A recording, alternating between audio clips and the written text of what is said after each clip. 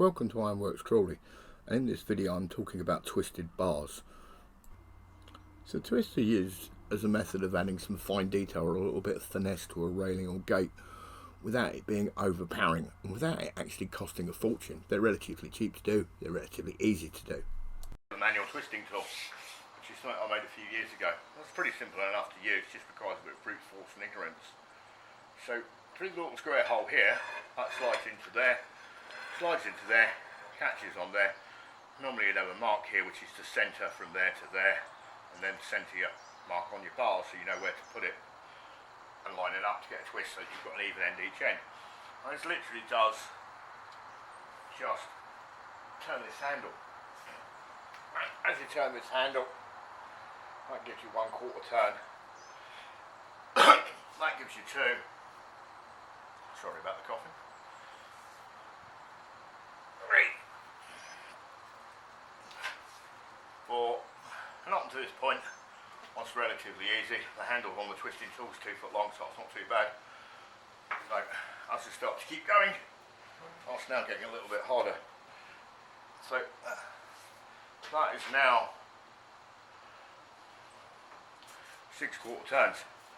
And if you notice that, but the mill scale that's on the steel literally flakes off as it's been twisted. So if I keep going,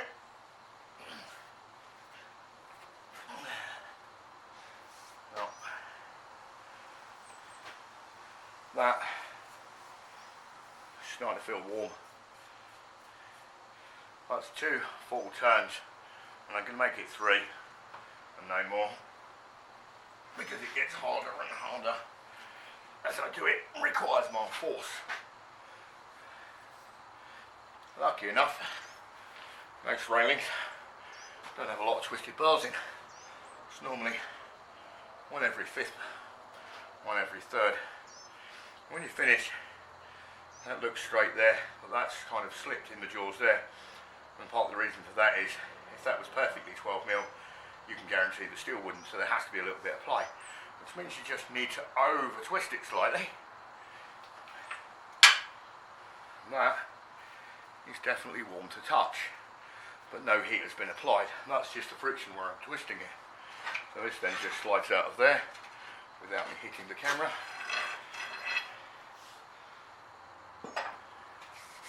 Just clean that. And what we now have is a fully twisted bar. It's actually, you probably can't see that in the camera, it's actually got a slight bend in it, which is quite normal. And that is just literally a case of getting that, giving it a pull like that, a bit more, and that was too much.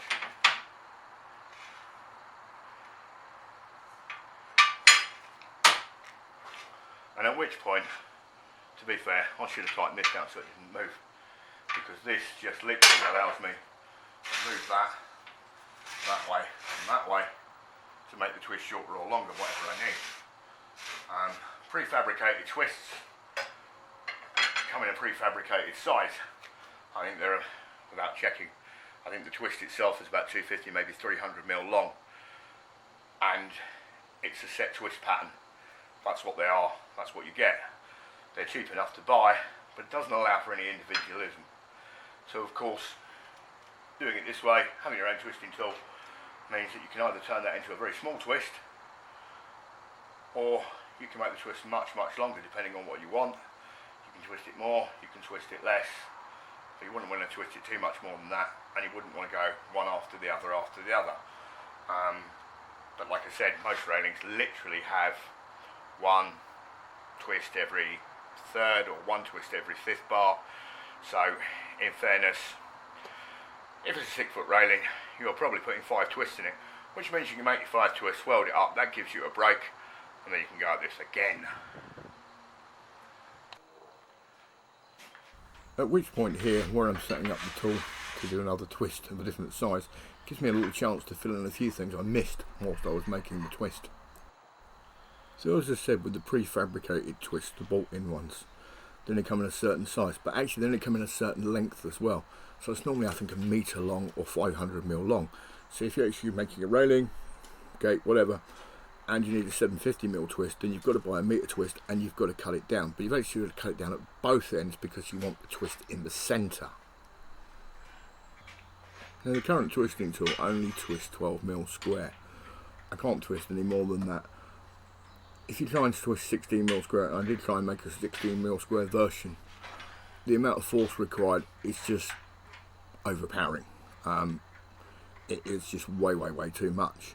So of course if I'm using 16mm squares, then unfortunately it's bolt-in twists, and it's, yeah, the pattern that you get, if you see what I mean. Let's say the 12mm, doing it with 12mm, which is used in an awful lot of stuff, allows you to be incredibly flexible and incredibly individual. If you're watching this from YouTube, now please feel free to subscribe or like this video if you found it useful, and hopefully I'll add some more. Obviously, as time and workload allows me to add more videos, I will do. So just for the purpose of video and YouTube, basically because I can, I've set the tool down, slid it down to the smallest it'll go, which is about 80mm. So that'll give us literally a 3-inch twist. So I'm just going to do a 3-inch twist. It won't have too many twisting because the shorter the twist is, the less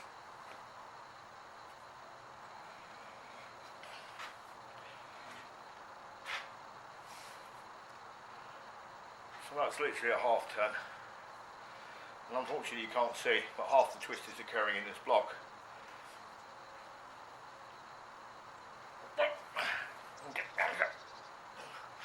And that is actually one twist, and that is surprisingly hard.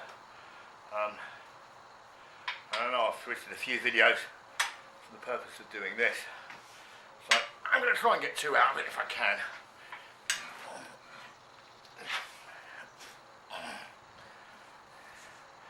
That's incredibly hard.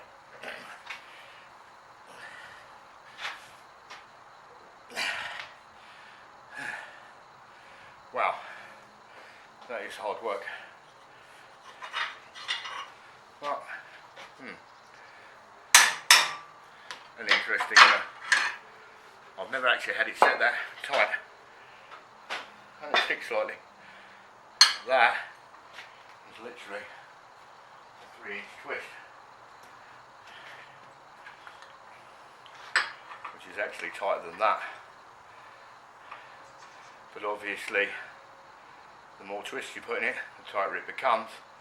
But it's also twist over distance, if that makes sense. But yeah, so if you're a little tiny short railing, you could literally just make a twist like that, single twist in it. I'm not sure I'd want to twist it that tight, just because it's hard work. I certainly wouldn't volunteer to twist it that tight. But yeah, that makes a short twist. As I said, it can be much longer.